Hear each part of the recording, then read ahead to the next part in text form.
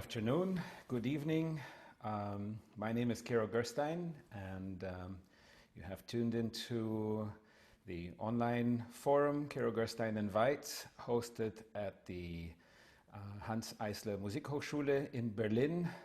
We are in the Eisler Lab virtual space, and I am thrilled to continue the series with the Hungarian musicologist Gergely Fazekas is with us today, and he will speak about György Kurtág's opera, Fin de partie, on the libretto using Samuel Beckett's play with the same name. I want to say a few things about our guest Gergely. He's an associate professor of musicology at the Liszt Academy in Budapest. Between 2012 and 2017, he was the editor-in-chief of the oldest Hungarian music publisher, and he's published articles in Hungarian, English, French. One of his specialties is Bach, and perhaps on another occasion we'll hear from him about this. In fact, he is a member of the crew of the documentary on Kurtág's opera, which will come later this year, and his essay on the opera won the award of the Forum of Hungarian Editors-in-Chief as Best Article of the Month in December 2018. He was a Fulbright visiting professor and spent the academic year of 2017-18 at Bard College with his wife and 3 children. And I think we'll hear a lot about Mr. Kurtág's opera, and I think most of you know both about the opera and certainly about Mr. Kurtág, but suffice it to say that he truly, even in a day and age of over statements and exaggerations, but he truly is a great living composer and a musical presence that has really permeated the world of classical music, and I would say culture, in the last many decades. We're fortunate that Mr. Kurtág is with us. He's currently 94. I don't know if he's able to tune in today, but I know that he's been made aware of Gergely's lecture. And I think for the rest, I should let Gergely speak about this wonderful work, and I look forward to learning more about it all together with you.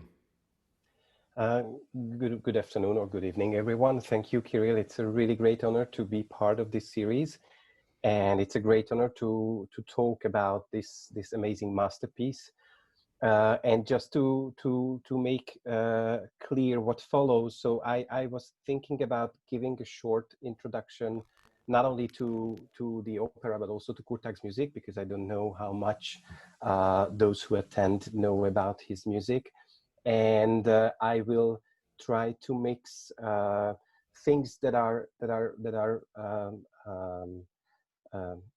easy enough to understand for the general audience, but I would like to do some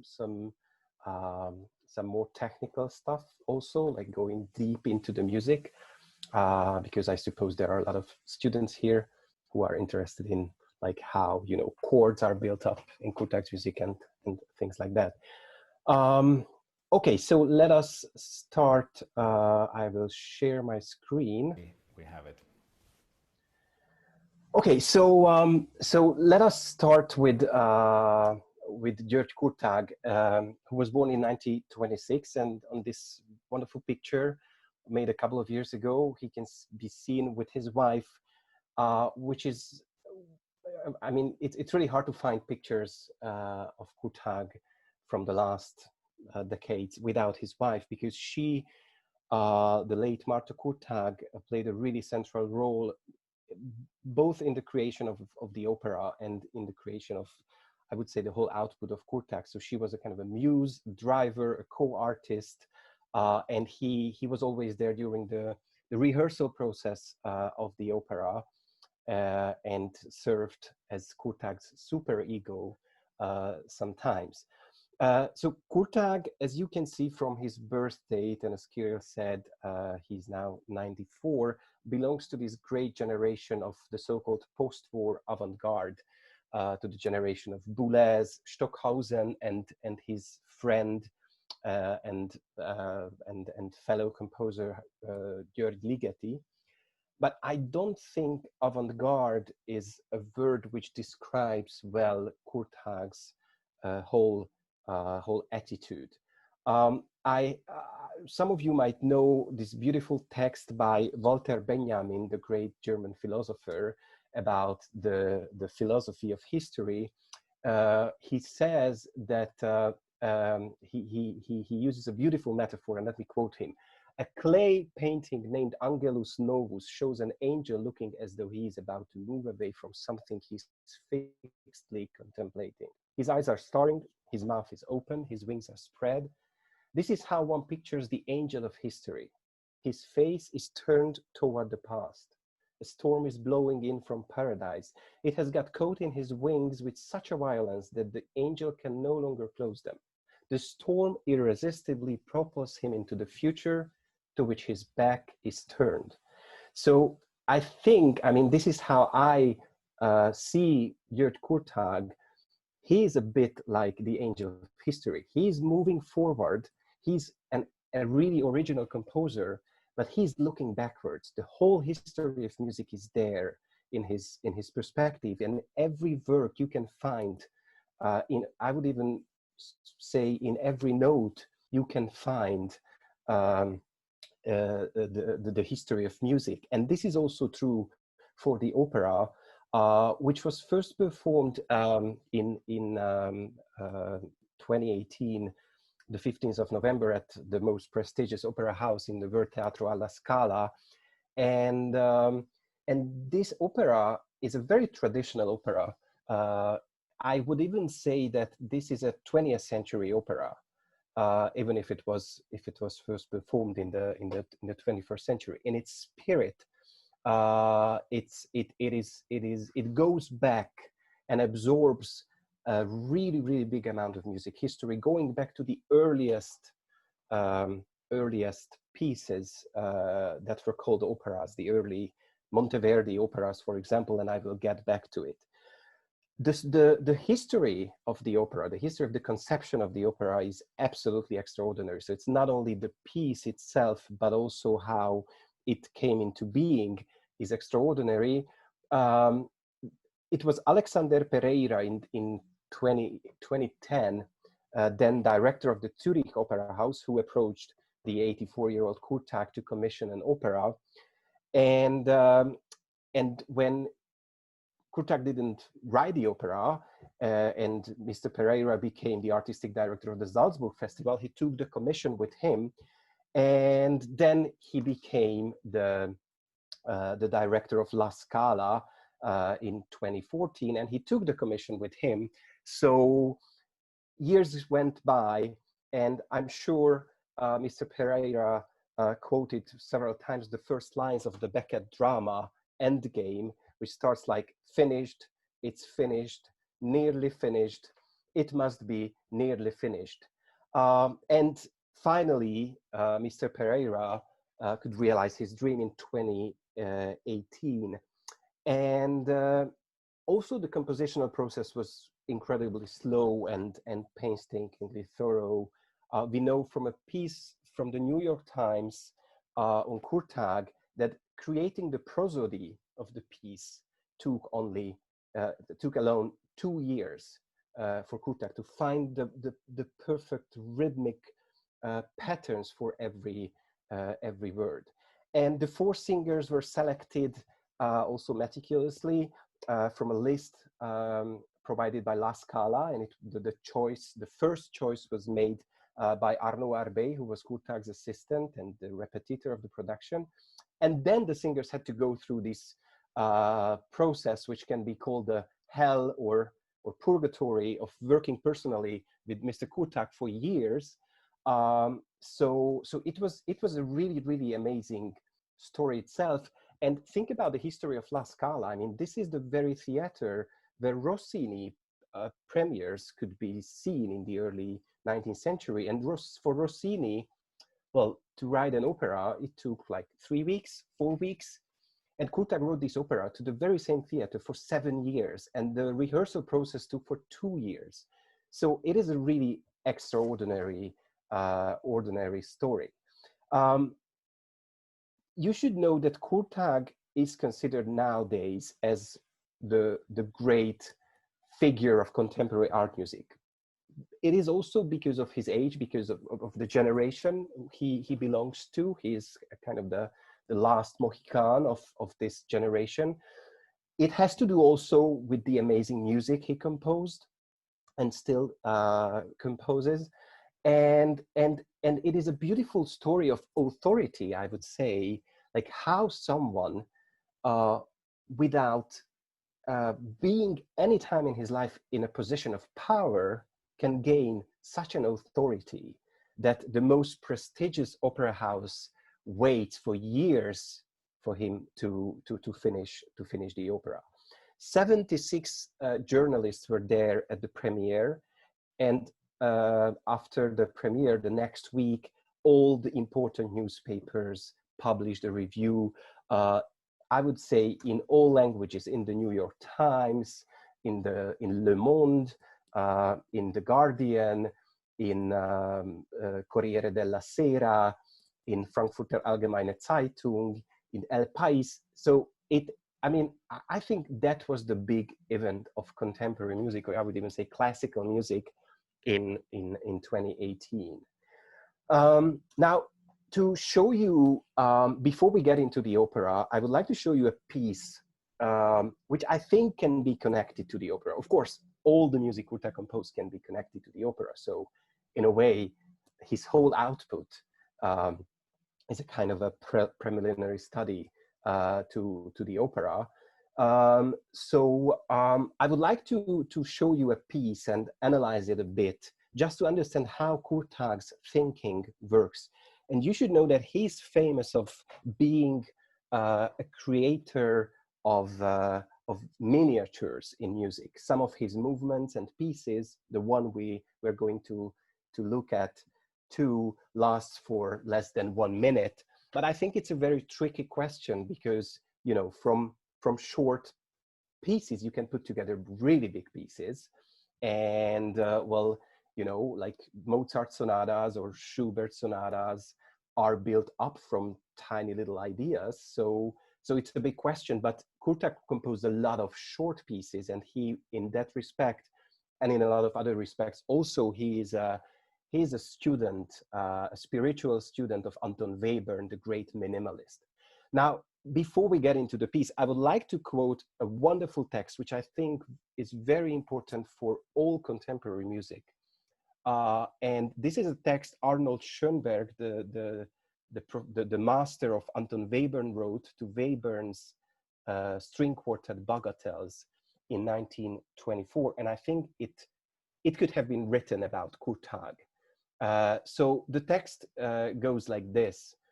While the brevity of these pieces is their eloquent advocate, such brevity stands equally in need of advocacy. Think of what self-denial it takes to cut a long story so short. A glance can always be spun out into a poem, a sight into a novel, but to convey a novel through a single gesture or joy by a single catch of the breath, such concentration exists only when emotional self-indulgence is correspondingly absent. These pieces will be understood only by someone who has faith in music as the expression of something that can be said only musically. They can no more withstand criticism than this faith can or any other. I think it's a beautiful text, and I think faith is a central issue if we talk about contemporary music. And, you know, to believe in something, you need an authority, and Kurtág is an absolute authority because of his music, because of his teaching, because of his amazing musicianship. But, you know, I mean, if you don't believe in the music, then it's really hard to get close to Kurtág's music. The piece I chose to demonstrate his musical universe is a piece written for piano, and it is part of a big series entitled Játékok, which is called Games, which is in a way similar to the Mikrokosmos of Bartók. So it's for beginners too, but it's now it has 9 books. And the piece I would like to talk a bit about, it comes from the book 3, published in 1979. And it is entitled Homage à Kurtág Marta. So this is a piece he wrote for his wife. Let us listen to this piece. What you can see on the screen is the whole piece from the beginning till the end. And then I will try to explain how it works. So let's listen to it. The recording is, on the recording, it is a composer himself, Mr. Kurtág, who is playing the piano. And I have to share the computer sound, sorry. Yes, I hope you will hear it now.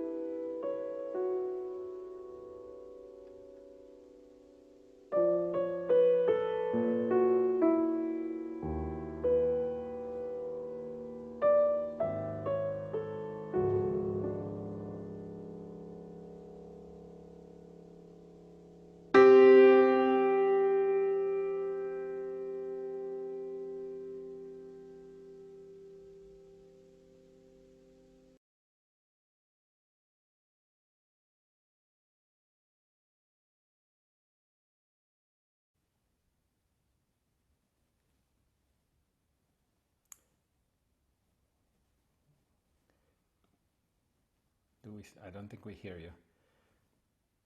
Yes, No. it told me that only you can unmute me, Kirill, sorry. Very unfortunate, but...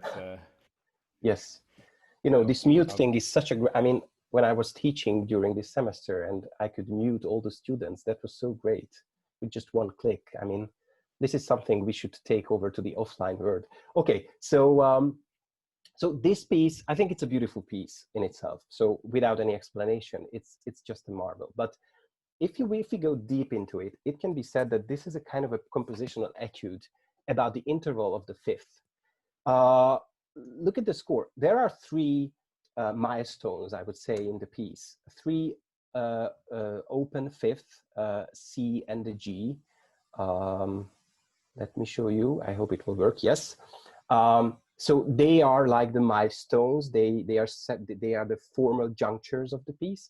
And what happens between them is really extraordinary, because what you can see after the first milestone is the pitch content of all the fifth below the middle C, going into the flat direction of the circle of fifth. So C, F, B flat, E flat, A flat, and so on. And Kurtág makes a beautiful little motif, which is it can be heard simultaneously in its mirror inversion form. And then there comes the next C and the G, the milestone, which is highlighted in red. And then we have another idea where the pitch content is all the fifth above the middle G. So we have the C and all the fifth below, and the G and all the fifth above. You can see we are going on the sharp side of through the circle of fifth. And what happens after is the is these two words, the flat side and the sharp side of the circle of fifth coming together. But here you can see that the flat side is the accompaniment going down, and the sharp, from the notes, from the pitches of the sharp side, Kurtág is building up a beautiful melody. And in the middle of this beautiful, a bit folk-like melody, we have a fifth. So it is, I mean, everything is, I mean, his music is both very simple, sometimes, of course, very complicated, but this piece is very simple. But behind the simplicity, you can find always these structures, these complex structures. So let us now listen to it again, now that you can hear with all this in your mind.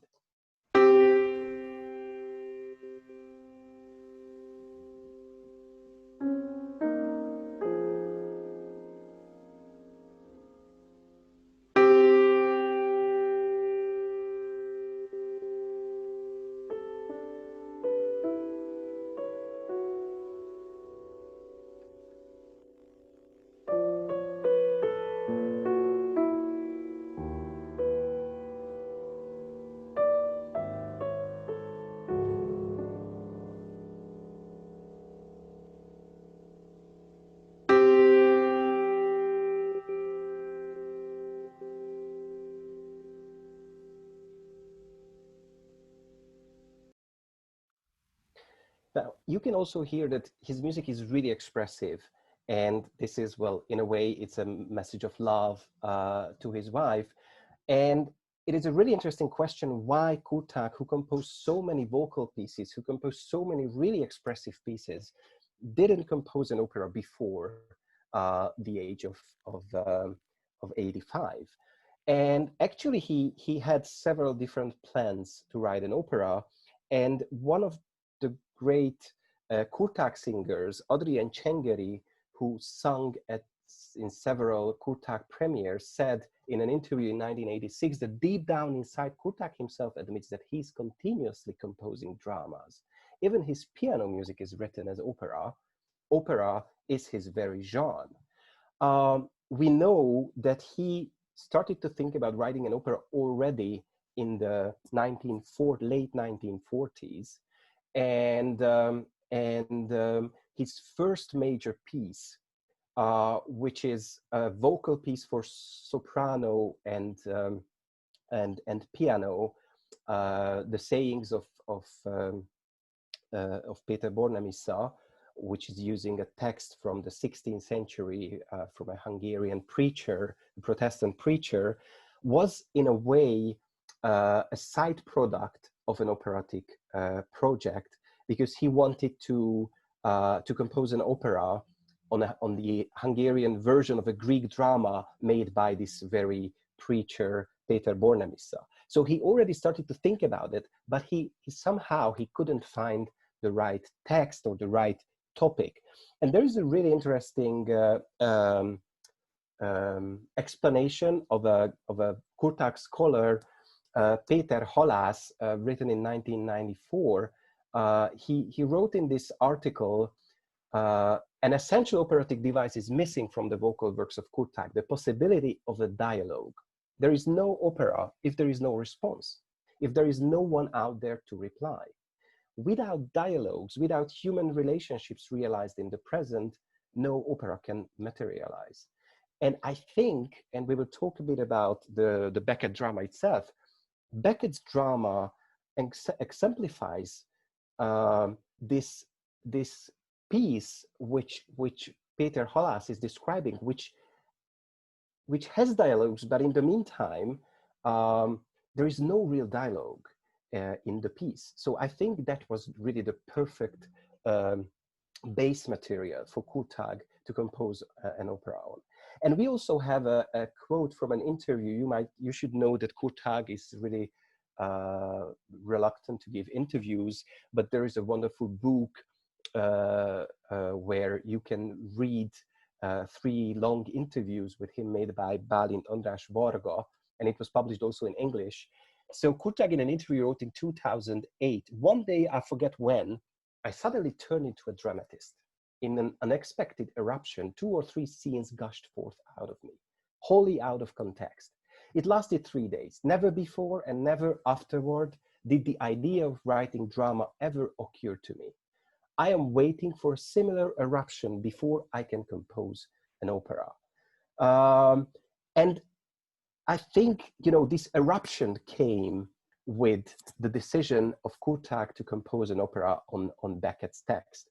And this choice is really amazing, because there are a lot of similarities between these 2 extraordinary creators, Kurtág and Beckett.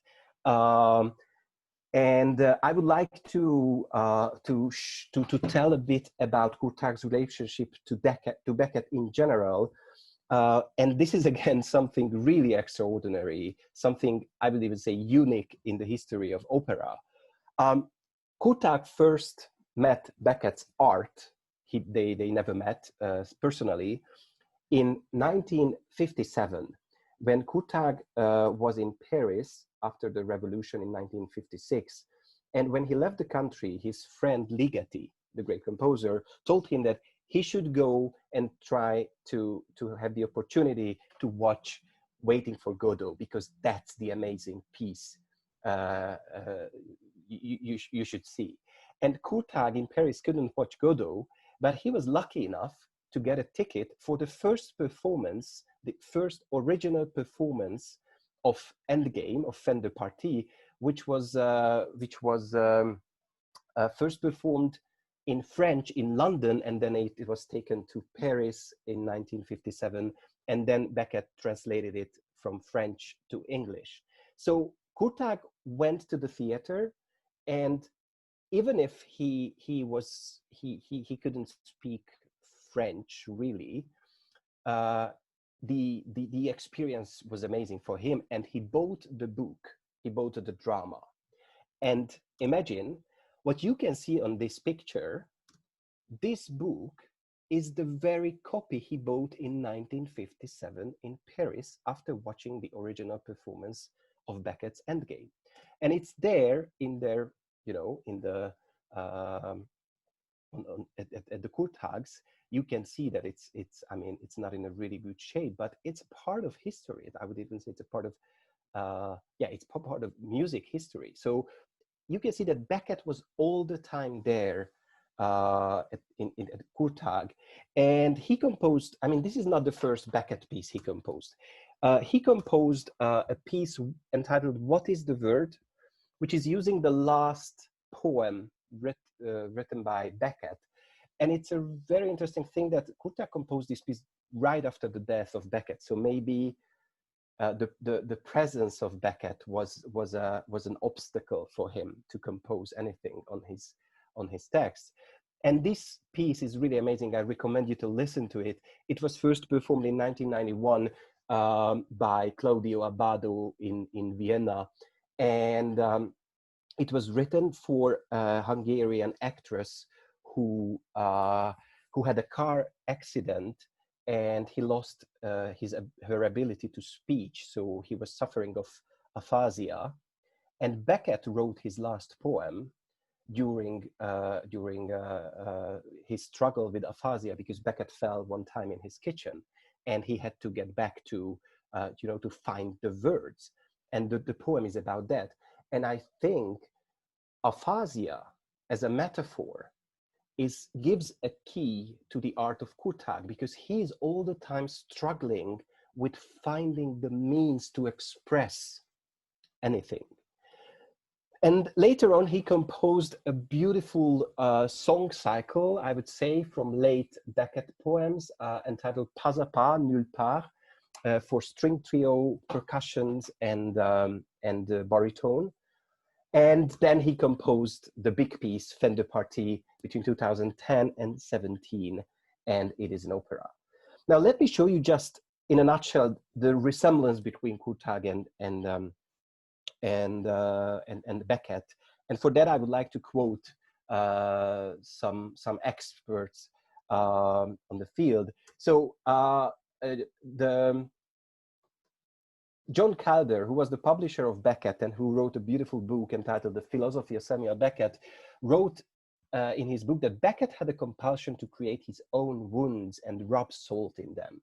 Aesthetically, he needed to suffer pain to intensify his consciousness, and paradoxically, there is the desire expressed in much of his work to reduce thresholds of pain and feeling in order to suffer less. Now, this is a sentence that could have been written about Kurtág without, I mean, it's only the name we have to change, the name of Beckett for Kurtág. And there is another text by a Korean-American composer, Kim, who said about Beckett, but he could have said it about Kurtág, I identify closely with the beauty and virtuosity of Beckett's language, in which every detail is reduced to its maximum. Only essentials remain. Now, this is also true for Kurtág. So in Kurtág's universe, every note is important, and every note has several layers of meaning. And sometimes, you know, it's just you just find a couple of notes, and you have to work out, you know, the meaning of it. And this is why I think you need the faith of which Schoenberg has written. And I would like to quote a scholar who wrote a book about Beckett and music, Catherine Lowes, who said both Beckett and Kurtág seem to imply the continuous retreading of the same paths. the same ongoing search as if for the probably imaginary or impossible ideal expression of some unlocatable essential idea. So there are all these similarities between Kurtág and Beckett, and of course there are some differences of which we will talk about. Now, when Kurtág started to compose the opera, of course he took a really hard task, because to set Beckett's text to music is really difficult. If you think about the piece Fin de partie, or Endgame in its English version, of Beckett, this is something which is really hard to imagine on the opera stage. Why? Because opera traditionally is a spectacular art form. There is one more Beckett opera in the history of music, a piece written by Morton Feldman in 1977, which is not really an opera. It is entitled Neither, and Beckett composed the text for this very opera for Morton Feldman, but it is like, I think, 16 lines of text for the whole opera. So it is in a way a kind of an anti-opera, but Kurtág's opera is a genuine opera, which uses traditional tools or devices of operatic history, which refers to the 400-year-old history of the genre. And I tell you why it is hard to imagine a normal opera based on Endgame. Beckett reduced the plot and the onstage action in this piece to a minimum. The protagonist is the blind Hum, a writer who is working on his novel, which he cannot finish. But as you can see, Hum is confined to a wheelchair and he's blind. So he cannot see and cannot move. He has a servant, Clove, who is unable to sit down. And on this picture, it is from the Scala production. You can see Frode Olsen as Hum and Lee Melrose as Clove. And so they are the two. This is a pair, I would say, in the piece. And there is another pair, the father and the mother of the protagonist Hum, Nell and Nug. And it is even more absurd because Nell and Nug have both lost their legs and spend their lives in their separate dumpsters. The reason for this is not revealed. I mean, why they are there in the dumpster, but you know, the question why makes no sense in Beckett's universe. So 3 of the 4 characters cannot move, and 1 is practically unable to stop. The place is unknown. We are after the apocalypse. The space is an empty room. The time is uncertain. And there are no real actions on the stage. The only thing that happens, I mean, something that happens, is the death of Nell. But this also happens as a, I mean, according to the original text of the drama, it is just an ancillary event. And another kind of event is Clove wanting to leave Hum, his master, but he's not able to leave him. But this whole text is so beautiful and tells a lot about human relationships because, you know, even without any actions, we are going on towards the end, both in concrete, I mean, to the end of the piece, and in an abstract way to the end of life or the world. But it is about like marriage, about parent-child relationship, about master-servant relationship, about being independent or dependent on the other, and about love and hate. So it is a really multi-layered piece, but on the surface, nothing happens. Well, Kurtág decided to compose his opera on it, and he didn't set the whole piece to music. I mean, that would have lasted for 6 hours or 8 hours. He set to music a bit more than the half of the text, but when he set a scene, the whole scene is set to music. So there are very few cuts in a chosen scene. You can see the title page of the score. I'm really grateful for the publisher of Mr. Kurtág, Edition Musica Budapest, for letting me project these examples. And you can see that the subtitle of the piece is Scènes et monologues. So these are scenes and monologues from Fin de Partie. But as there is no action, there is no real plot in the play, and the first scene and the last scene is there in the opera. So I think you wouldn't, if you are not a Beckett scholar, you wouldn't say that, you know, really much is missing from the piece. Now, the piece has a dedication to the memory of my professor Ferenc Farkas and my friend Tamás Blum, who in my youth taught me the basics of opera. And I think it's important to mention these two extraordinary people who were very important for Mr. Kurtág. Ferenc Farkas was a legendary professor of composition and a great composer himself at the Liszt Academy. And you can see a picture from 1962 with his students. All became composers later, and Mr. Kurtág is there looking at the score on this picture. Tamás Blum was a conductor and a friend of Mr. Kurtág. In the 1950s, he was the assistant conductor of Otto Klemperer, who was the music director for a couple of years at the Budapest State Opera. And he was the one who worked for a while in a countryside city in Debrecen. There he was the music director of the local opera house, and Kurtág worked there as a repetitor. And there he started to think in the late 1940s about possible operatic projects. Now, let us now turn our attention to the opera itself. Kurtág, as I told you, doesn't add anything to the text. Well, we will see that some tiny little but very important additions were made still. But he added a prologue to the whole piece, which I think has to do also with the tradition, because for Kurtág, the most important models for text setting were the 17th century composers like Monteverdi or Heinrich Schütz, both great opera composers. Of course, we don't know any opera of Schütz, but we know that he was the first who composed a German opera in 1623.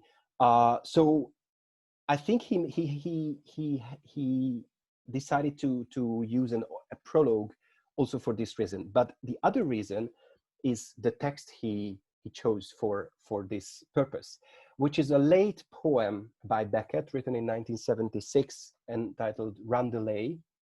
And it goes in the same kind of circles as the opera, where nothing happens, but you know, the same things appear again and again, the same things happen again and again. And these circles move somehow forward in a kind of a spiral. So let me read this short poem, and then we will listen to the prologue of the opera. So it goes like this.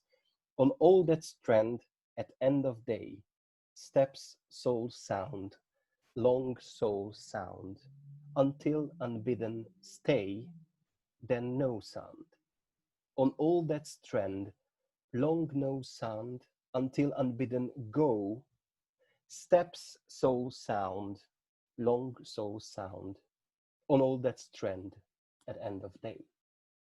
Now, if you just read the text, it might seem a bit unstructured and loose, but it is structured the same way as the tiny little Kurtág piece I told about. We have a refrain, half of it comes into the middle, on all that strand at end of day. Line 3 and 4 appear at the end, and line 5 and 6 appear after the middle line, but in an inverted form, and there is this beautiful change. Until unbidden stay will turn into until unbidden go, and then no sound is turned into long no sound. And you know, all these circles are there in the whole piece. And actually this piece was written as a solo song So originally it was not conceived as a prologue, but when Kurtág worked on the opera, it turned out that that's a perfect choice for the prologue of the opera. It was published in a journal called Holmi in a Hungarian journal in 2013. And you can see that it is just a solo song without accompaniment. Then Kurtág transposed it into another pitch for the opera, and it was dedicated to László Vidovszky, another great Hungarian composer. Now, before we listen to the piece, I would like to show you, because I think it's also very important to understand the phenomenon of Kurtág. I would like to show you a short excerpt from a masterclass, and I think we will put this this clip also into the documentary. When Kurtág at a celebratory concert when there was a festival celebrating his 90th birthday, he made a kind of improvised masterclass with Hilary Summers, who was supposed to play the role of Nell in the opera. So before we go into it and listen to it, let me show you how Kurtág is teaching, because I think if you didn't have the opportunity in your lifetime to go to a Kurtág masterclass, I mean, you should watch a video like this.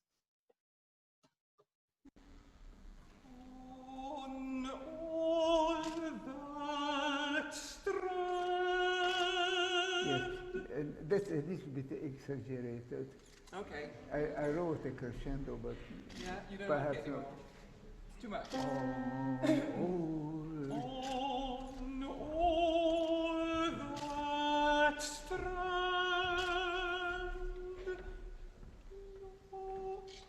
no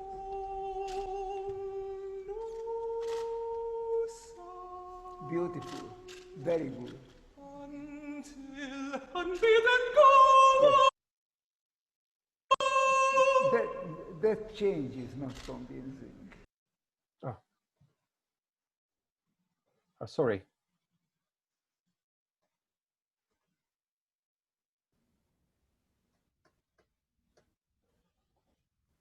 Oh, sorry. Technique is. Yes. That change is not convincing. What, the unbidden? Until unbeaten go. So the change happens on the until, yeah? Yes, yes. Until unbeaten stay. Go. Unbeaten go. I know what's a D. Is that a D? Until unbeaten go.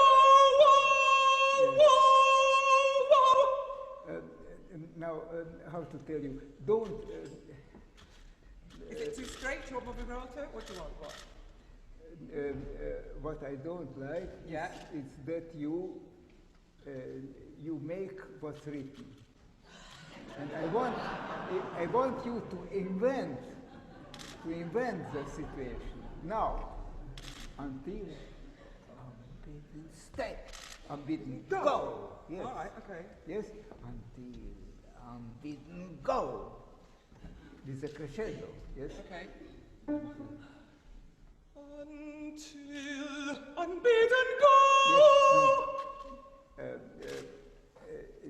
Until, and you make a big movement, and so you cut after until. Okay.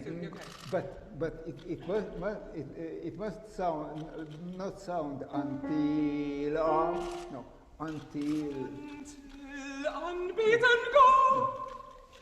Until close the phrase until unbeaten, and now So you want a break or a tiny break? a tiny break. That's until unbeaten go. It's longer until unbeaten, and now until unbeaten. Isn't it just a 3? I thought it was just a 3. Until 1, 2, 3. Until unbidden, and now. Okay. I can't find it anyway. All right. It's 9 16ths, is 3 triplets. Yes, you're right. Yes. The composer's right. What a surprise. Sorry, I was completely wrong. Yes. Yes. Can I have a D then? Yes. Unbeaten go!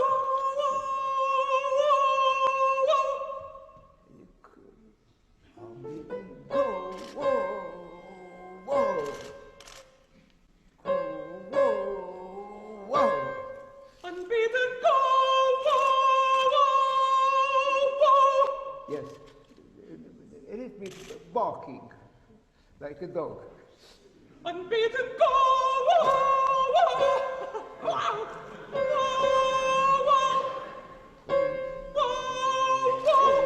Yes. Steps. No, wait a little bit. Whoa! It has a resonance. Yeah. Your fourth. Hold it. Yes. Yeah. Go! Whoa! Whoa! Whoa! No. Steps.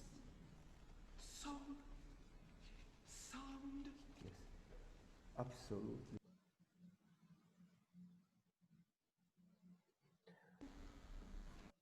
So I think it's really amazing how he's working on every note, and I think there is a very, very important message from a really great composer to all performers, and I hope there are some performer students in this group. When he said to Hilary Summers, who is such a great singer, he says, the problem is that you make what is written, because you have to invent the situation. So you have to, Kurtág is not expecting to do what is written. Of course, there are notes, there are, rhythms, pitches, everything should be perfect, of course. But the most important thing is the expression. And when he says you should just bark like a dog, he's talking about being not a singer. And if you had time to look, it lasts for almost, 20 minutes. He's all the time working on somehow, he's fighting the singer, the traditional trained singer in Hilary Summers. He wants her to express the innermost feelings of the character. Now let us listen to the prologue. So you will hear a short instrumental introduction. That's the beginning of the opera. And then this wonderful prologue, and just listen. There will be this quite dissonant motif and dissonant music. And then you will hear some beautiful, perfect bare fifths, which sound a bit, I think even the instrumentation is very similar to the beginning of the Ninth Symphony of Beethoven. And then we will hear the orchestrated version of this beautiful prologue, this poem by Beckett.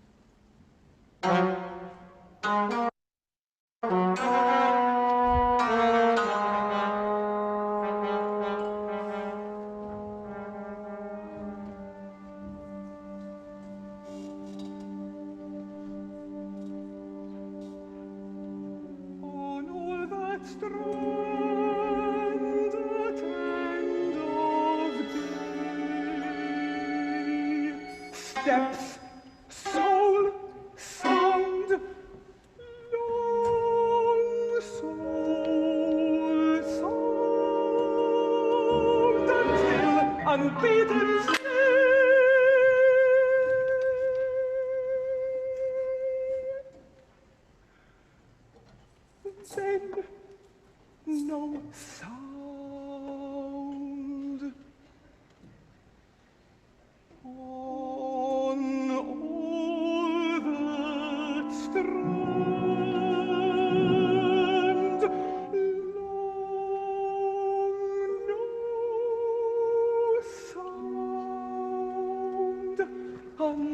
still, and breathe and go. Steps. Sound. Sound. Long soul sounds on all that strands at end of day.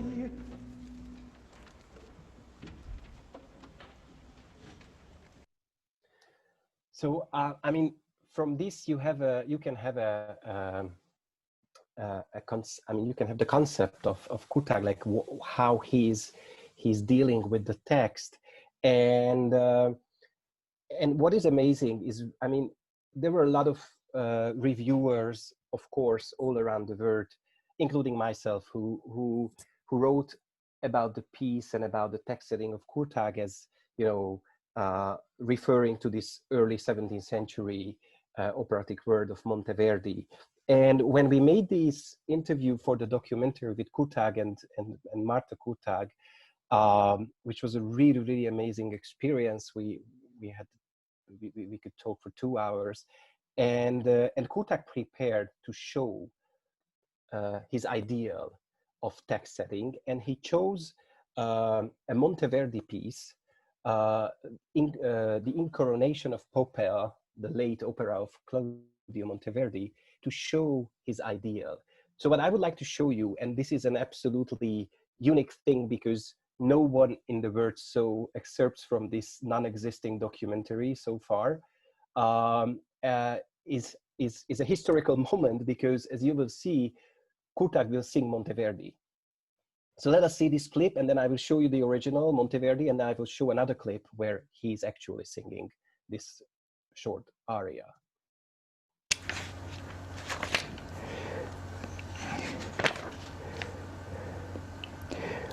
Hogy az Ottóneből ennek az első, hogy e puro torno qui qual linea al centro geometria, qual foco a sfera, az már, mit tudom én, az fizika, ha akarom, e qual ruscello al mare, szóval a patak a tengerbe folyik. Szóval, hogy ez e puro torno, szóval, hogy ezt a geometriát ő így tudja elénekelni.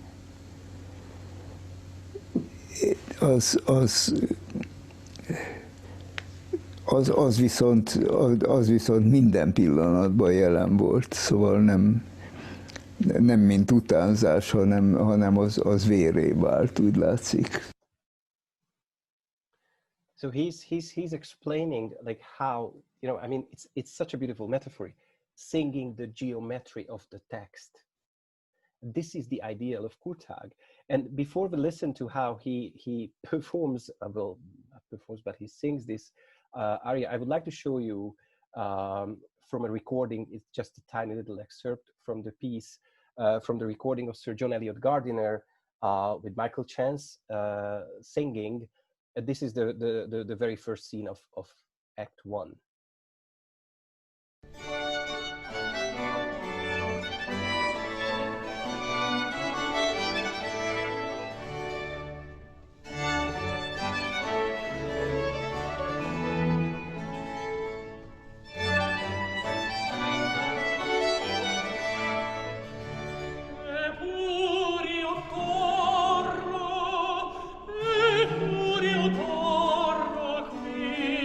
Qual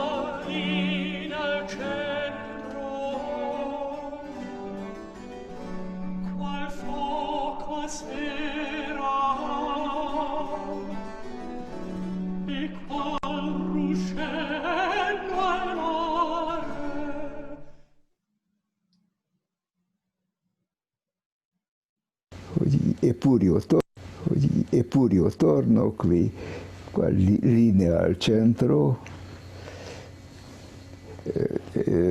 qual fuoco a sfera, és a patak a tengerbe, szóval. Szóval az, hogy ezt 3 hanggal, hát e pur io torno qui, ezzel tökéletesen elmondta. És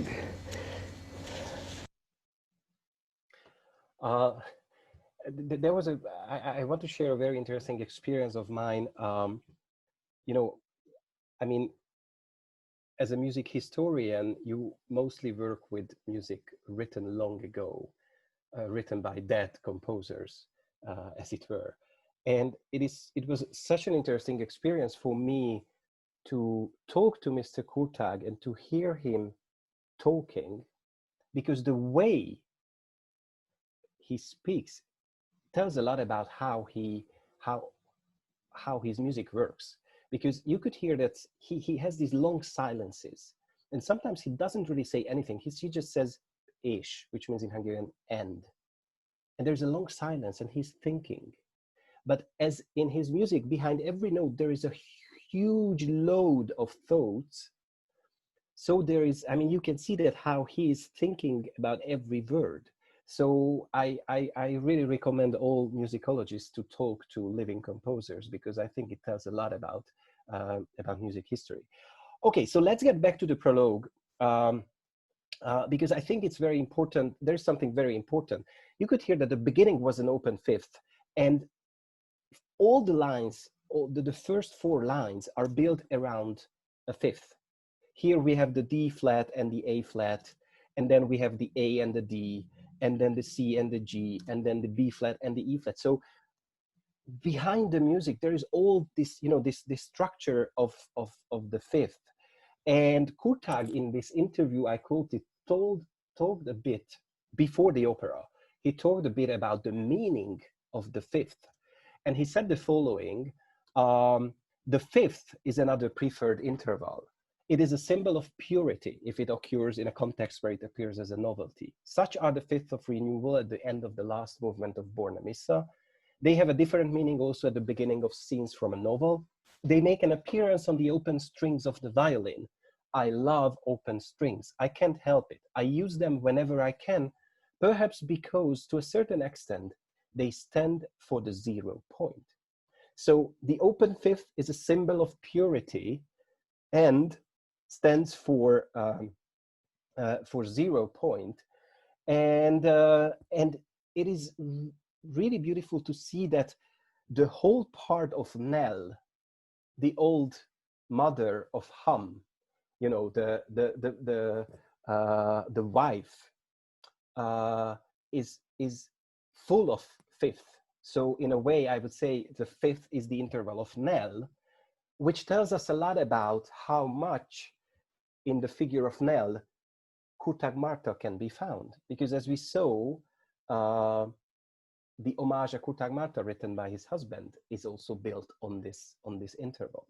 Now let us see what happens just after the prologue, and I will show you after that 2 other short scenes before I finish.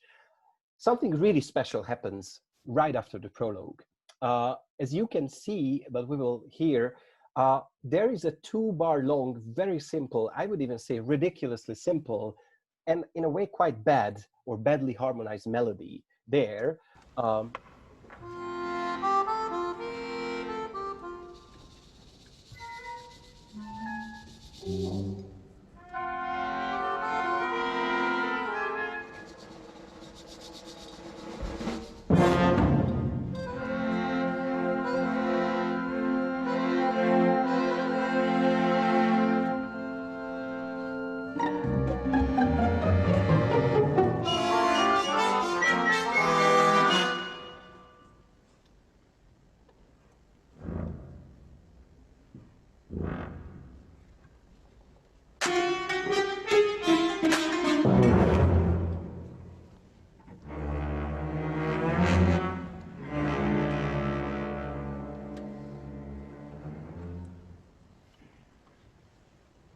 So that was the transition between the prologue and the opera itself, because the opera starts with the pantomime of Clove.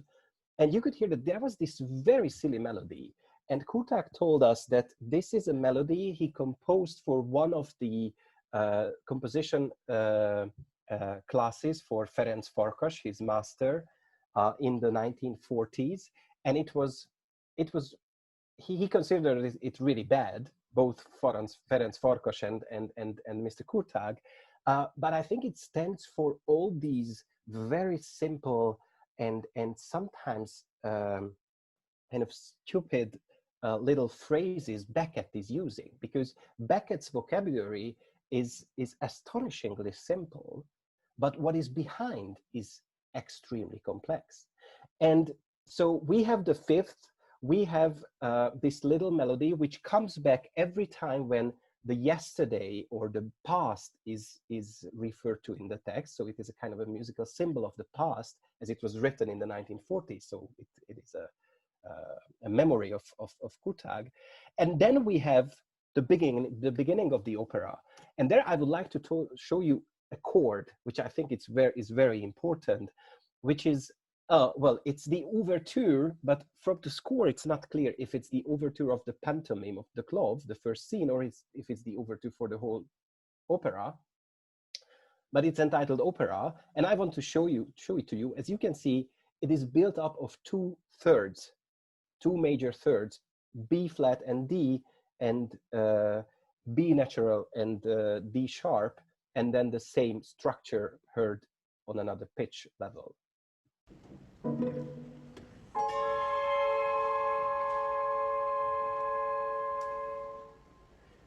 Now, I would say that that's the most important chord complex in Kurtág's whole output. And to show you how much, or what a great role it played in Kurtág's imagination, I would like to show you the beginning of his whole oeuvre. You should know that Kurtág composed quite a few works before before the revolution, but then he got into a crisis, and he started anew after the revolution, after coming back from Paris. And the first opus of Kurtág is a string quartet written in 1959, and it starts with the very same chord. Look at the score. It's a B flat, D, B natural, and D sharp.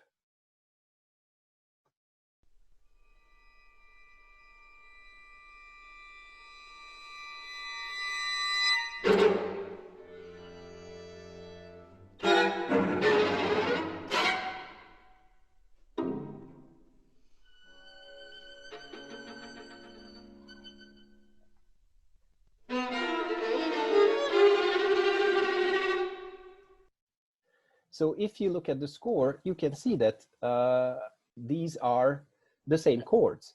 So I think, again, I mean, I don't really know any other example in the history of music when a composer is using, you know, devices in his earliest pieces and in his very last pieces, and when this covers such a huge, you know, interval of time. Now, let me show you some other excerpts from the piece, just to show you the drama itself, and it won't last long, and then we can start the discussion. I would like to show you a scene from the section entitled Pubel, which means the dustbin, where the father and the mother of Ham, the protagonist, live.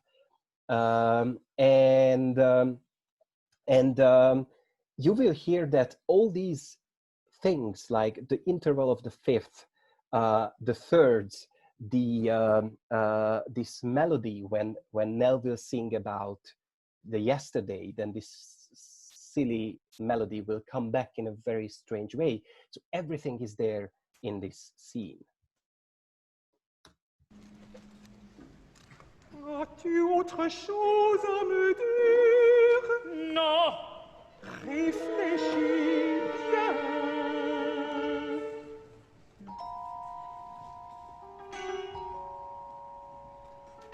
Alors je vais te laisser. veux pas ton biscuit. Je te le garde. Je croyais que tu allais me laisser. Je vais te laisser.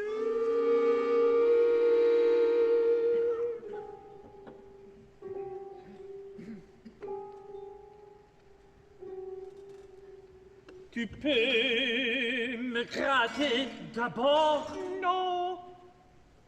Hier tu m'as gâté.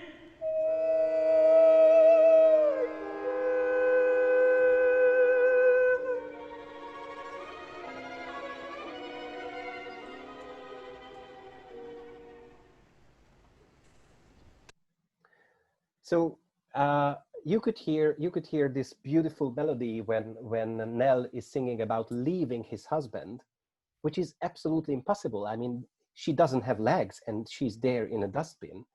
This beautiful, you know, a fifth going up and then down. And it is again such a beautiful metaphor, both from Kurtág and Beckett, like, you know, being in a marriage and not being able to leave the other.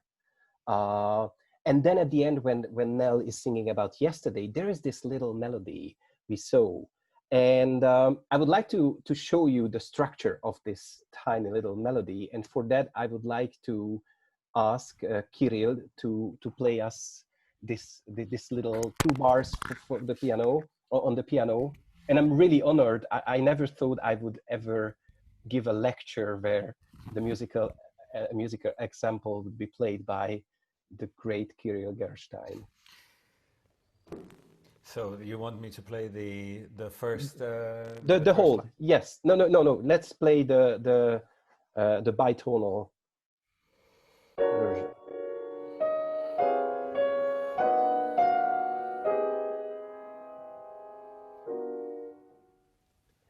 So it comes from this original little melody, which was there at the beginning, right after the prologue. Let us listen to it.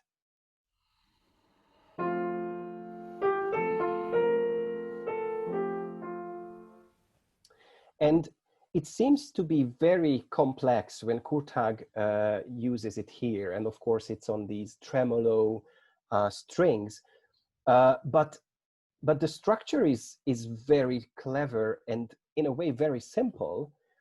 We have an F sharp major version of it. So please, Kirill, could you please just the right hand?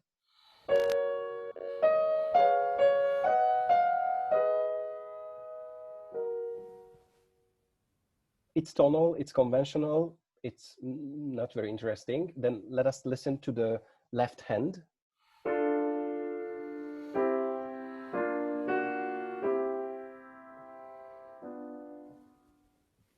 It is again very simple, but the two together in this bitonal, it's very, very complex. Now, what is really amazing is not the vertical aspect of the music, like having an F sharp and the C tonality superimposed on each other, but it was the horizontal. So the vertical aspect of the music is quite amazing, because here what you can see. Thank you, Kirill, for playing it for us. It was a great performance. So you can see that there is, in the left hand, there is a D minor chord. In the right hand, there is an F sharp major chord. And the next chord is put together from a C major chord and a C sharp dominant 7th chord. So it's bitonal, which is, again, seems to be simple. But if we go deep down behind these chord complexes, we can find something really extraordinary. These 6 notes hide 4 major thirds, like this. And the other chord is also hiding 4 major thirds. And as we saw, 2 major thirds superimposed in a dissonant way is a kind of a musical signature of Kurtág from his Opus 1, written in 1959.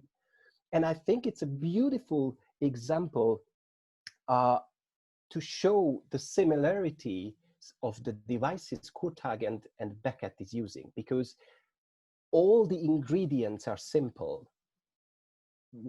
Kurtág is using an F sharp major and a D minor chord. These are simple things, but put together, they give layers of meanings to these simple things.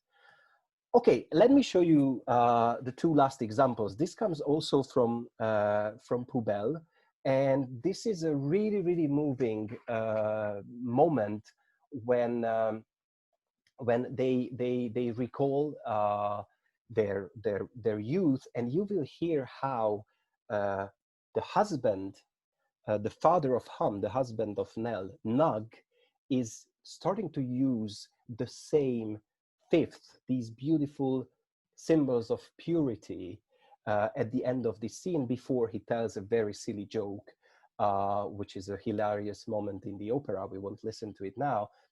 And before that, you will hear a long clarinet solo using the same silly little melody we just heard from Kirill. So let us listen to it. On s'était fiancé la veille.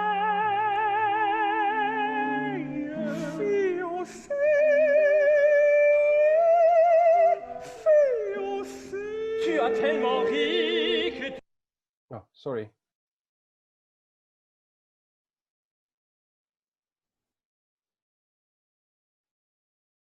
On s'était fiancé la veille. Fiancé, fiancé. Tu as tellement ri que tu nous as fait chavirer.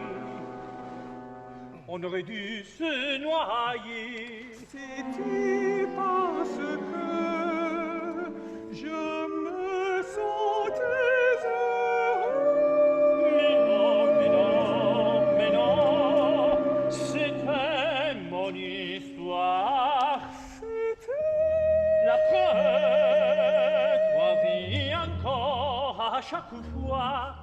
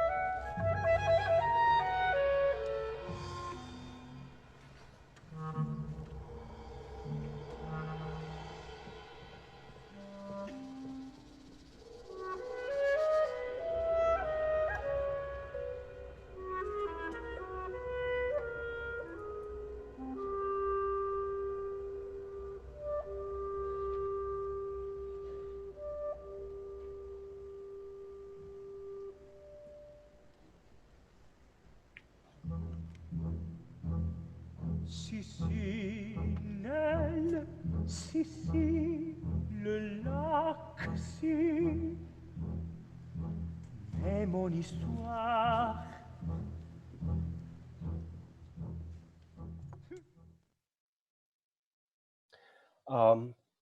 I think, Kiri, I have one more example, but you told me in the chat that Pierre Odi is here with us, the director, the stage director of the premiere, which is a great honor. So maybe, and he has to leave. So what if we, I mean, he can join, and then I show the last example after he leaves. What do you think? Yes, I think if Pierre will agree, but for that you should stop sharing your screen. Okay. And then I'll manipulate the thing, and let's see if Pierre is still with us and willing. But I think it would be you spoke about the different layers in Kurtág and in Beckett, and obviously Mr. Audi, welcome as the stage director and as the director of the Dutch National Opera and now also New York Armory. But you were responsible for bringing these visions together in these layers, and it would be particularly interesting to hear your point of view, and also how what got added, because obviously Beckett is already full of layers as a staged play. So anything you could share with us, I think, would be terribly interesting. Yeah, can you hear me? Very well. Yeah, good. Thank you. It was a fascinating lecture. Thank you so much. I think it's great that you organized this. Without doubt, this was the most incredible professional experience I've had, artistic experience I've had in my life, to direct this opera, to follow this journey with the Kurtágs, whom I've known since the 70s, when they played for the first time in the Armida Theatre that I founded in London in the beginning of the 80s. And already, you know, at that time, we talked about opera. And what I did not know was that Dutch National Opera had commissioned an opera from him before I was appointed there in 1988. The Van Beinum Foundation arranged for him to write an opera, which he was going to do on a text, a Hungarian text of a play called Elektra, which I'm sure is known to Hungarian intellectuals.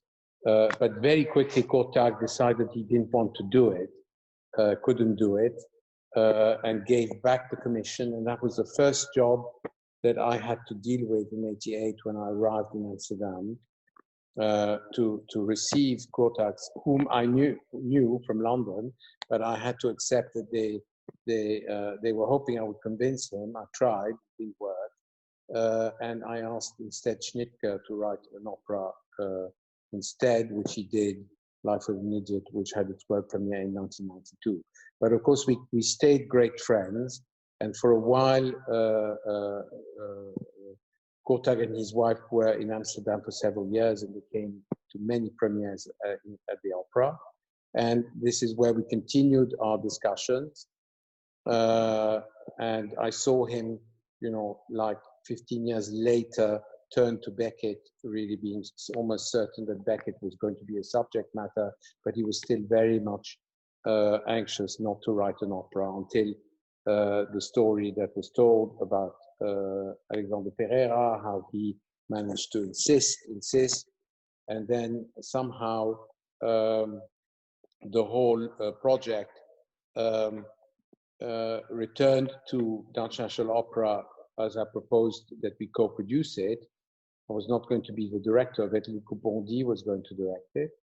And then when Luc Bondy died unexpectedly, Alexander and Kurtág asked me to take over to do the production, which didn't exist. Of course, the opera was you know, about a third written. And so this adventure of working with him and the singers began to prepare the production that happened in the Scala and later in Amsterdam. It was an incredible time we had watching Kurtág coach all the singers. He was given this extraordinary permission to write an opera on a Beckett play, which is something expressly Beckett didn't want. He always said these plays should not be put to music. In fact, neither by Morten Feldman, which is an opera I directed in Amsterdam in 1991 on the main stage with Oliver Nassen conducting. This piece is the only actual libretto that Beckett ever wrote, because Feldman had contacted him and he said no. And then one day Feldman was surprised to find coming through the post this text of Neither, which was written specifically to be put to music. But, you know, because of Kurtág's special status and because of the affinity between his music and Beckett, he was given the permission, and he said he would compose the entire text, which, as you realize, would be an incredibly long evening. And in the end, what he did compose were the 5 main scenes of the play, and he left out, or didn't compose, not yet anyway, the scenes in between. And when the work was finally done, I tried to say to him, you have composed fin de partie, because the essence of the piece is all there. You've been unbelievably faithful to Beckett. You have, you know, completely re-illuminated this text in your own way, with a lot of freedom. And I tried in the production to reflect faithfulness to the drama, but at the same time, I took my own liberties with the very rigid stage directions of Beckett. But in the end, I think we ended up with a work that was very organic, very musical, and that allowed the spectator, I hope, and the listener to really appreciate every bar of this score. So there was a fascinating experience to develop in the course of workshops and rehearsals in Amsterdam, then in Milan, and later then rehearsals in Amsterdam again for the revival.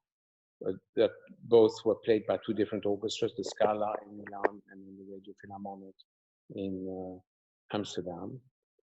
And we were going to do the Hungarian premiere until COVID-19 arrived.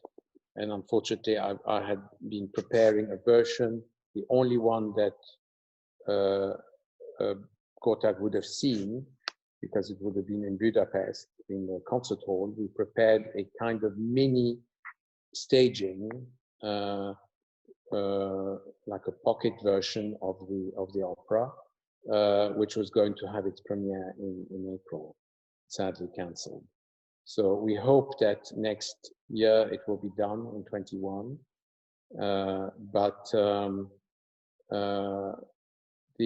I've learned an incredible amount by doing this piece. I mean, I've done many work premieres in my life, nearly 40.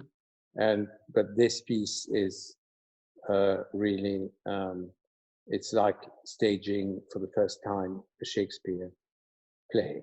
I mean, I can't describe the importance of the piece better. And I'm very proud to have had the privilege to be part of it. Well, thank you. It's wonderful to from you. Also, one of the authentic sources of the creation of this seminal event as a work and as a meeting of the minds. Yeah. Unfortunately, I have to go, which is a great shame because I would have liked to have said a few more things. But I'm very grateful to you for organizing this lecture. I think it was a beautiful lecture, and it put its finger on a lot of very important elements in the score, in appreciating the finesse of the music. It's a very timeless opera, but in this crisis we're going through, I can't think of an opera that describes what we are going through right now in the world better than Fin de Partie. It's a piece about isolation, about desolation, but it's also a piece that talks about death in a transformative, transcendental way. And I think that it's been also life and art mixed together, to see Marta and György together creating this opera, and to the sadness to see her leave us recently. And of course, you know, their relationship is engraved also in this piece. because Marta, during those workshops with the singers, was incredibly present, incredibly alive, incredibly involved. And so for the singers, it was incredibly moving to see life and art actually vibrating in the room, not just getting a music lesson or just, you know, a coaching of a score, inflections. It was really, you know, a composer speaking from the depth of his soul and communicating, transmitting to the singers what, why he wrote those notes and what he wanted. And that was really incredible to watch.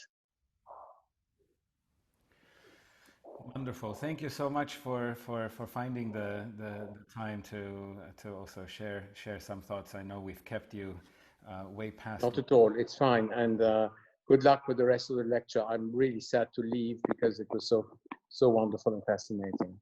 All the best. Thank you. Thank you. Same to you. Thank you for joining. Bye.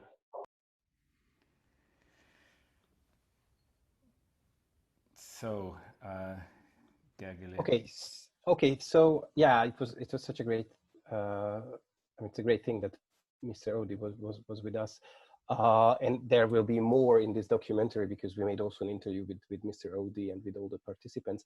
But I would like to show you is just one last scene, and I think that's the key scene in the whole opera. And as Mr. Odi said, he made some artistic licenses, like, you know, he changed something in the original. For example, you know, it is said that the scene should represent a bare interior, but in Mr. Odi's version, there was a house and there was another house outside, and Clove, instead of looking outside, what Beckett writes as an instruction, looks inside the house, which I think is a beautiful metaphor of, like, you know, it doesn't matter if you look outside or inside, because nothing is inside and nothing is outside. And of course, Kurtág also took some artistic licenses because he had to. I mean, that's why I gave the Kurtág translating Beckett as the title of this lecture, because Kurtág is actually not setting this text to music. He's translating it from one medium to another. And if you translate, you have to change things. And Kurtág also changed some things. He even added some lines. So, for example, what we just heard was an addition by Kurtág. You can see in the score text apocryph, which means that it was written by Kurtág. And in the last scene I would like to show you, which is the death of Nell, the moment when Nug discovers that Nell is already dead, there you can see something really extraordinary, how Kurtág is adding another layer to Beckett, adding something of his own, not just following Beckett's footsteps. What we will hear in this scene is Nug talking to Hum, his son, about his childhood, and then he starts to think about, like, okay, but where is Nell? Because he just disappeared in the dustbin a few minutes before, and then when he knocks on the cover and no response is coming, and he knows that Nell is dead, there is a huge cry in the music. And I think this is something which is not there in the drama. In the drama, this whole moment is just happening. Like, you know, well, Nell, he cries, he says the name of Nell. We don't even know if he's crying. But here Kurtág is writing a really, really huge climax for Nug. And there is an amazing instruction from Kurtág how this phrase should be sung. And it is written, shout glissando, which ends with a sound like the whimpering of a wounded beast. Now, this is not the usual, you know, normally composers write like accelerando or crescendo or things like that. And this is written in the score. And at the end, Hum, after this dramatic moment, says, fini la rigolade, which is can be translated into English like the fun is over, which is a very cynical remark. But Kurtág here adds something to it, and let us listen to it, and I will tell you what is happening. Now, I will use another recording because there was a general rehearsal Kurtág attending 2 months before the premiere with the same singers, same conductor, Markus Stenz, and the Hungarian Symphony Orchestra. J'espère que le jour viendra où tu auras vraiment besoin que je t'écoute et besoin d'entendre ma voix, une voix. Oui, j'espère que je vivrai jusque-là pour t'entendre m'appeler comme lorsque tu étais tout petit et avais peur dans la nuit et que j'étais ton seul espoir.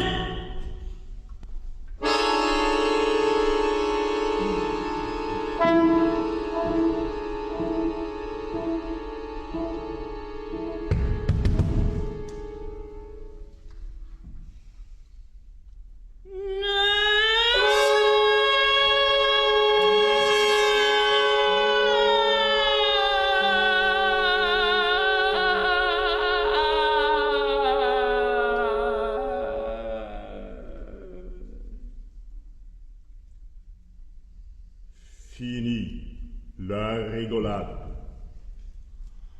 Mon bisaïeul Prospero l'a dit. Our revels now are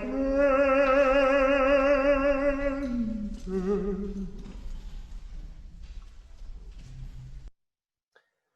Now, as you can see, this is also, there is the asterisk. This is also an apocryph text written by Kurtág himself. But why? This is the question. And what is really amazing, you know, how does Prospero coming here from Shakespeare's Tempest? Well, when Fini la rigolade was translated by Beckett himself into English, he didn't translate it in a literal way because the literal translation would be the fun is over.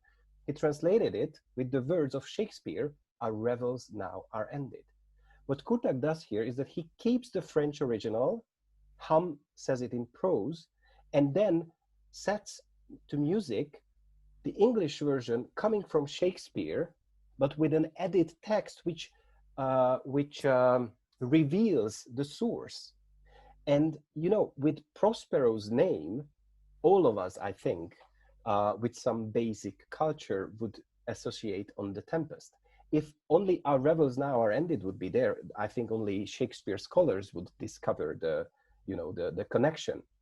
And this sentence comes from a monologue of Prospero.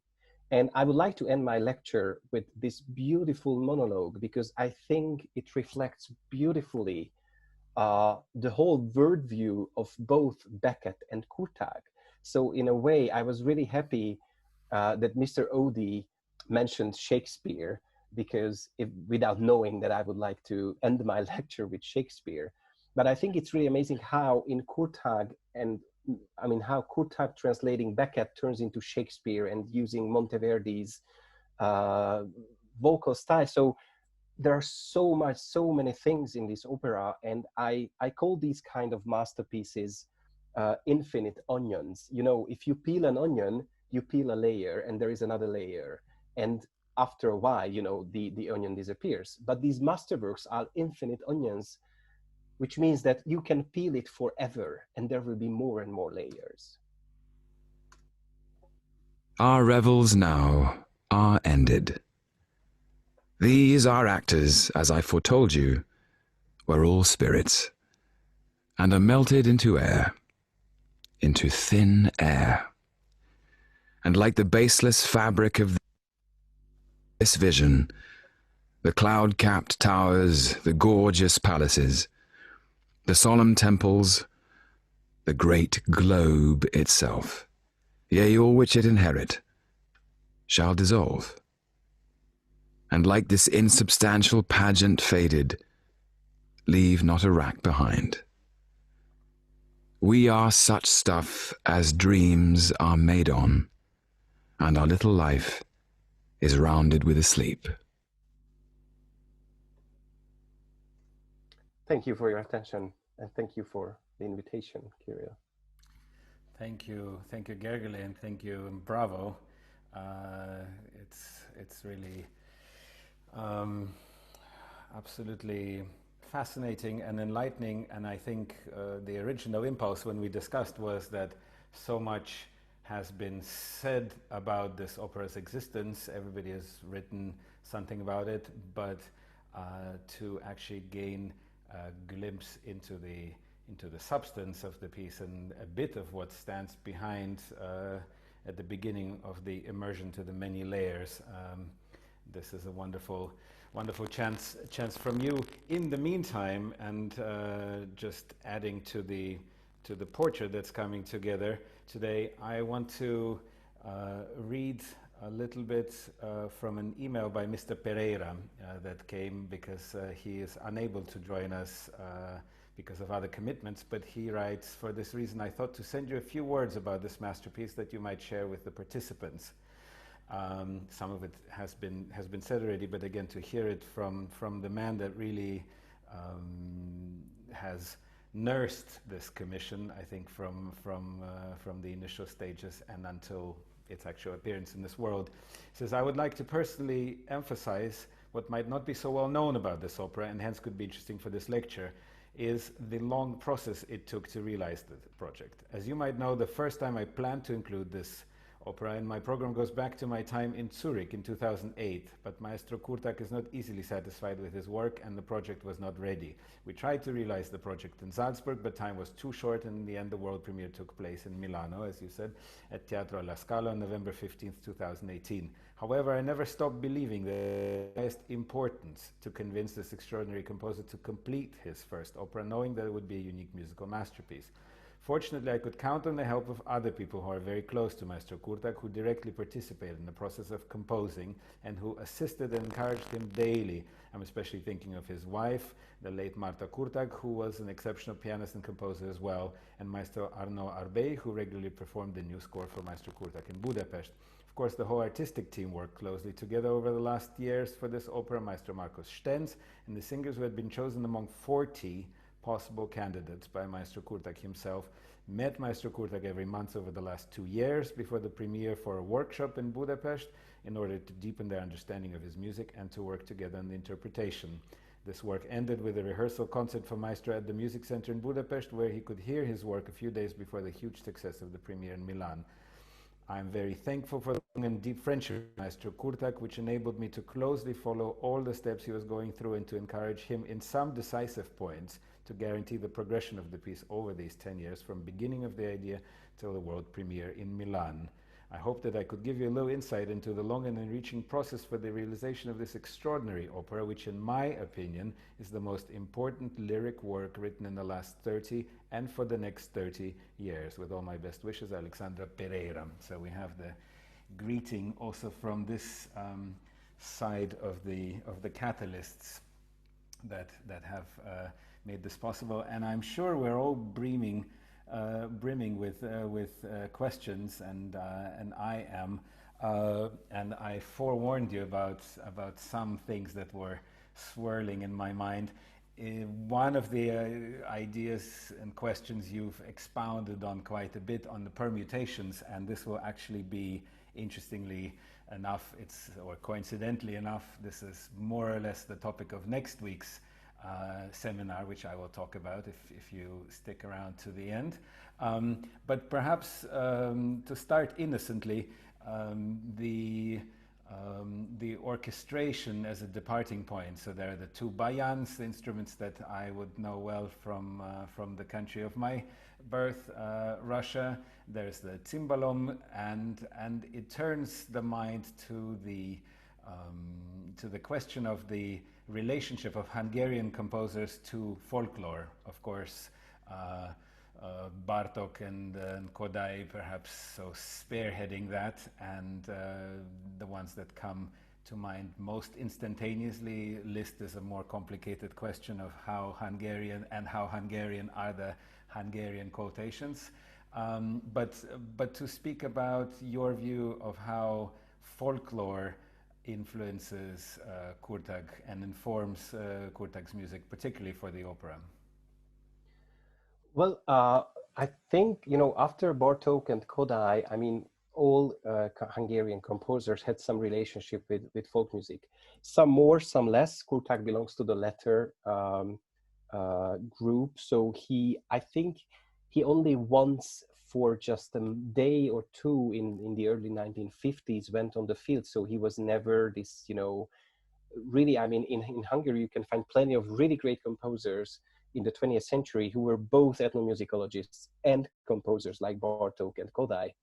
But Kurtág was not an ethnomusicologist at all, and he, of course, was inspired by folk music. And I already mentioned in this little piece, homage, Kurtág Márta, in the middle part, this little melody had the flavor of folk music, and he wrote a beautiful piece just before the opera, Kolinda Balada, on a Romanian folk song collected by Bartók.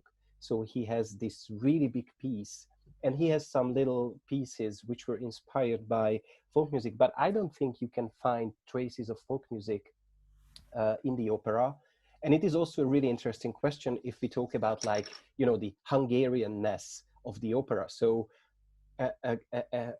of course, Kurtág is a Hungarian composer, no one doubts that. But it is a piece, the opera is a piece in which a Hungarian composer sets to music a play of an Irish writer who wrote the play in French, and the first performance of the opera was with an international cast in Milan at La Scala. So, I mean, I think it tells a lot about the universal nature of music. So, and the instrumentation, so I don't think the bayan, there are two bayans actually in the orchestra, and the cimbalom has anything to do with folk music. Actually, Kurtág is one of the most important composers who turned the cimbalom once and for all into a classical musical instrument. Very interesting. And incidentally, before I forget to press the enter button, there is I'm going to paste in the chat an article about an article titled, the one that you might know, called "A Study in Geography, Tradition and Identity in Concert Practice," and this is by Rachel Beckles-Wilson, and it's an article about Mr. Kurtág and Mr. Rados and the idea of Central Europe and the relationship to folklore and the idealism and the negativity. And so I think this one might be interesting, certainly was interesting for me, might be interesting for our participants to read, because it touches in a different way a number of topics that you mentioned.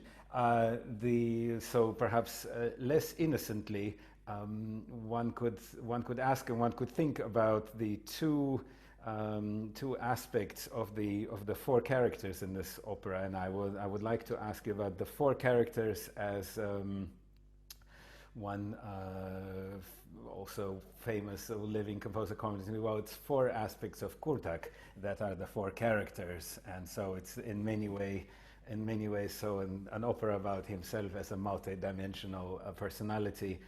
Whether you think this holds truth, and of course more on the surface is the family dynamics that you highlighted, the interval of the fifth, the relationship to his wife, but obviously there is a son, and so how much do you think we can allow the temptation to read into this?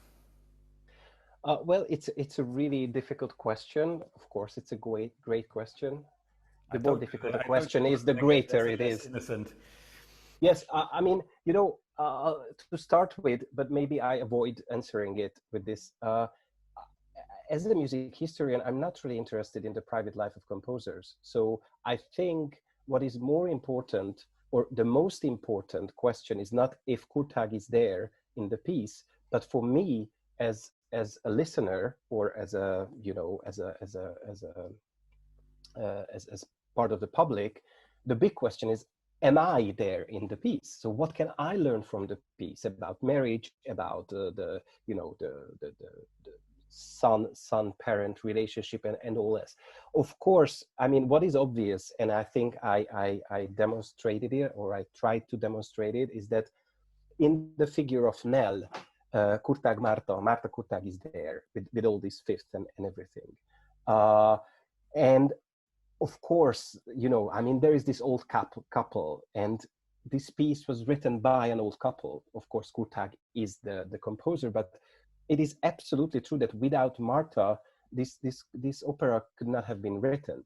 And the question of, like, if Hum and Klov are also part of Kurtág, of course, I think the answer is an obvious yes, because, you know, I mean, you can have a lot of models if you compose music, or if you write a novel, but the basic source cannot be anything else than yourself.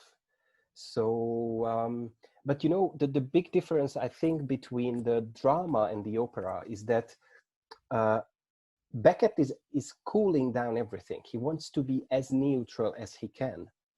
And Kurtág is heating up everything. He wants to be as expressive as he can. And I think this how would you say, this crash, or this, you know, how these two these two directions cross each other. I mean, it gives an amazing force to the piece. Both Beckett and Kurtág are talking about the same things, but from another direction. So I really think, I mean, you know, all these great arts of works are about their creators, but they are also about us. Absolutely. Two and more musical questions, or more directly relating to the substance. There's a question from the excellent pianist Nicolas Namoradze, who's playing I very much enjoy, and I think who was a former student of mine at Liszt Academy. Yes. So Nicolas asks, you've spoken about how Kurtág's opera refers back to some of his earlier music, such as the melodic fragment written for Farkas's class and the pitch class sets from the string quartet Opus 1. To what extent is this tendency of referring to his own previous music reflective of Kurtág's earlier work, or is this something of a new feature in his quote-unquote late style? More generally, what would you say are the defining features of his late style in comparison to his earlier work, and how are these exemplified by the opera? Wow, thank you, Nicolas. That was he was such an amazing student. Okay, so quoting his own music and quoting others' music is there in all Kurtág's work, so it is not something new. And what is really remarkable for me with the opera is how coherent the whole output of Kurtág is. So, you know, like using this very same chord at the beginning of his Opus 1 50 years ago, and using this, and if we compare these early if we talk about the late style of Kurtág, I mean, what comes to my mind is the late style of Bach. So, you know, can you say that there was a late style of Bach? For example, you know, there's the famous sonatina, the opening movement of Cantata 106, which was played several times by the Kurtágs in the transcription of Kurtág. I mean, this is a very early piece by Bach, when he wrote it when he was 23. And of course, his late style is different, but the level, the artistic level is the same. And I think what you can compare to the opera is this early work, The Sayings of Peter Bornemisza, and Rachel Backlash-Wilson wrote an amazing monography on this piece. And I think the big difference between the late style of Kurtág and this, like, you know, the style of Bornemisza and the style of fin de partie is the economy. Like, you know, in the early pieces, somehow the music, and don't misunderstand me, absorbs the text. You know, Kurtág wants to express the text so much that the music will, sometimes you have the feeling in Bornemisza that it's too much. And you never have this feeling in fin de partie. In fin de partie, really everything is about the text. And I think you cannot really find it in other music except for this early 17th century era, because in a Mozart opera or a Verdi opera, which is really the peak of the genre, you know, music leads. Music is the lady, and the text is the servant in a way. So you can listen to a Mozart aria without knowing the text. It does not work with Monteverdi or Kurtág.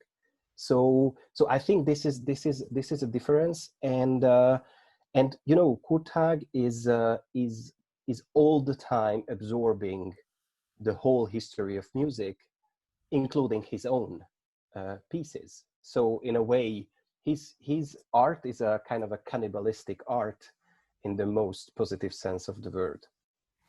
Yes, in a sense, I was reminded as I was watching the opera of in some way it echoes with the works of James Joyce, especially the later works of James Joyce, and particularly Finnegan's Wake, where in fact every single word becomes an allusion, at best one, but most likely 5 or 7 or 10, and so so the whole thing is sort of this yes, but I think, neural network alluding to itself and to everything it has absorbed over a lifetime of experience. Yes, and I think this example I just showed you from how Beckett translated his own French text into English using Shakespeare's words without giving, you know, the reference to it. So it is like he is stealing the words of Shakespeare and he makes Shakespeare's words his own without making any notice. And it is Kurtág who is showing, like, yes, it is Prospero who is saying that, and I show you. And this is how Kurtág is behaving with Beckett. He's always showing what Beckett tries to hide. That, I mean, that's what I think. And before I forget to hit the enter button, there is a link that currently one can still see, and one never knows how long these things stay up on YouTube. But there is a link to the opera from the La Scala performance. So you may rush and watch this masterpiece soon before that may go away. But and don't tell it to Mr. Pereira. Yes, but we are in an educational setting for knowledge sharing. I think is okay to refer it. And partly continuing the question from Nicholas, this opera is in any way a very sizable piece, even in terms of its chronological duration, aside from its importance and content, but its runtime of slightly over 2 hours. Of course, much of Kurtág's work and much of the recent years, we've been fortunate to receive the snippets of wisdom in Játékok, and in sort of very aphoristic Webern-like proportions. So it's is it a surprising jump to this large scale duration, or for you this feels easily explicable and part of the same organic process? If you could comment on that. Yeah, I thank you. I thank you for this question. I have to tell you, and maybe I mean, I should have told you before that I'm a kind of a, you know, a newcomer in Kurtág scholarship. So as I told you, my main field of interest was J.S. Bach's music, and somehow with this opera and with this documentary, I became closer and closer to Kurtág and to contemporary music as a musicologist, which is a great thing because I was always close to Kurtág, and I've been to his master classes and some of his first performances from the early 1990s, and I love his music, but also only as a listener.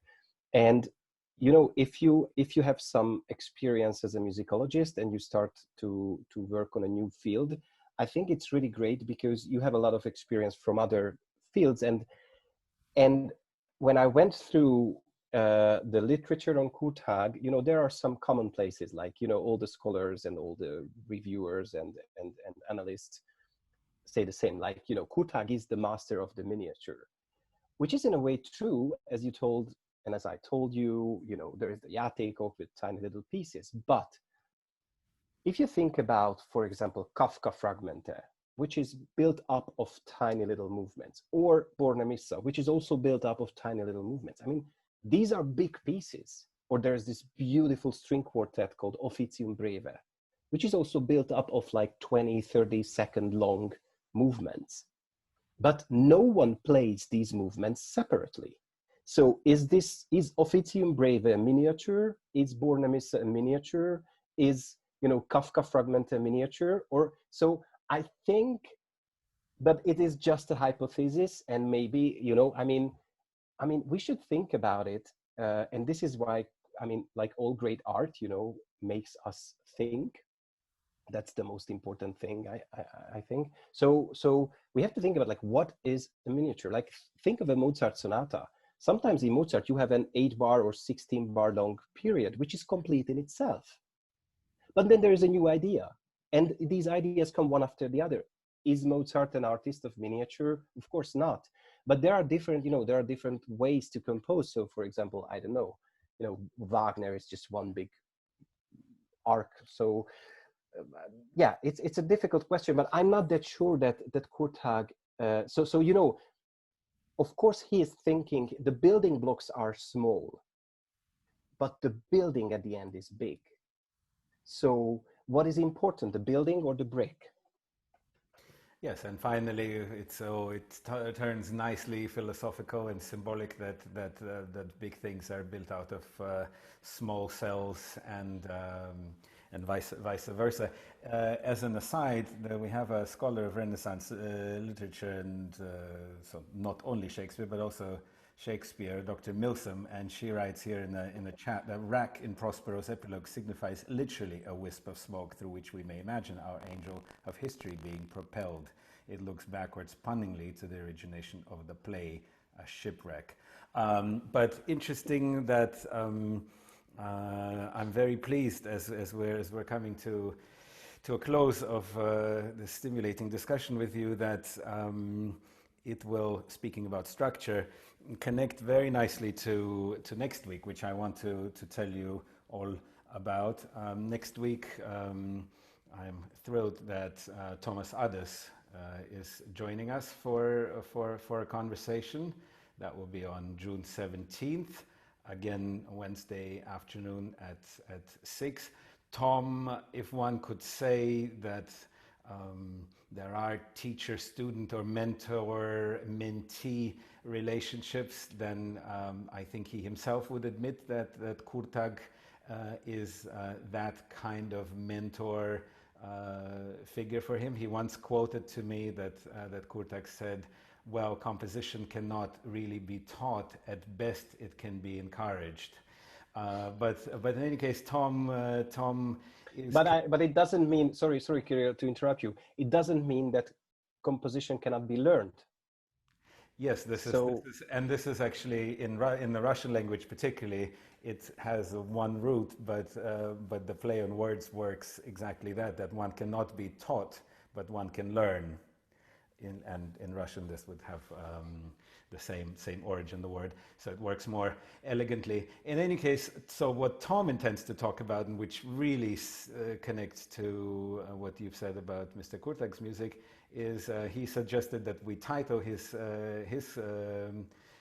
evening "Live Cultures."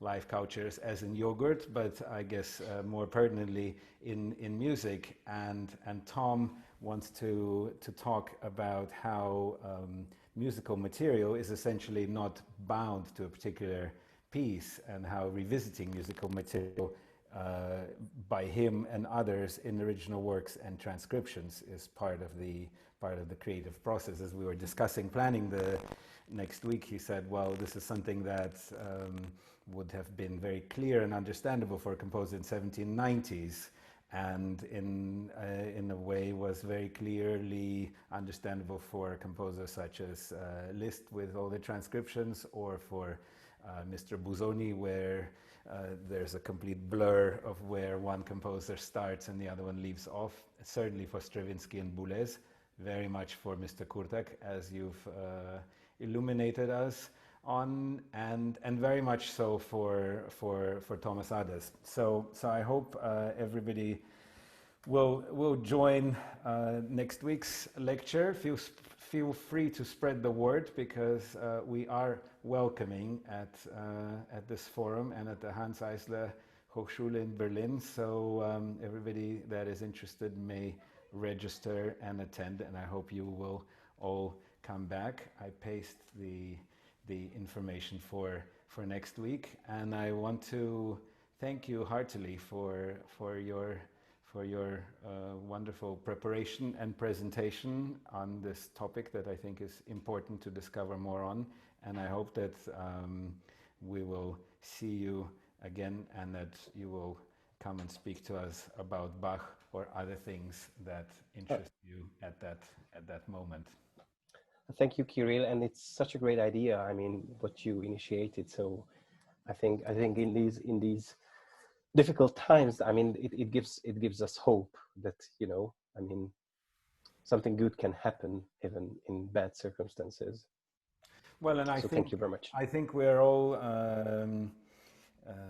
agreeing that knowledge sharing has survived things that are even more potent than the coronavirus, and at the same time, this initiative is not a gimmick of the corona time. So we will have several more lectures this term, with the last one being on July 8th, also Wednesday, and then this shall resume when the semester starts in the fall, and hopefully by July 8th, many of us will be able to enjoy some nice weather and being outside and airing our minds.